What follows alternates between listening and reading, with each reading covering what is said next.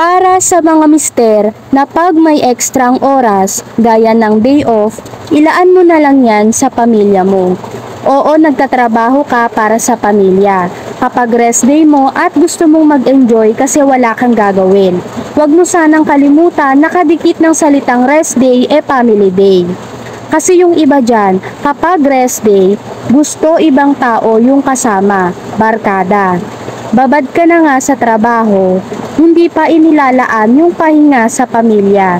Sana matuto ka ring makiramdam na gusto ka ring makasama ng pamilya mo, ng mga anak mo.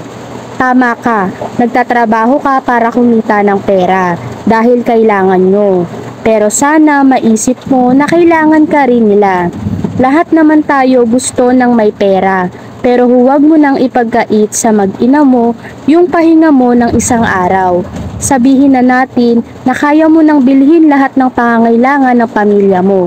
Pero kahit kailan, hindi matutumbasan ng pera ang oras at ang panahong lumilipas.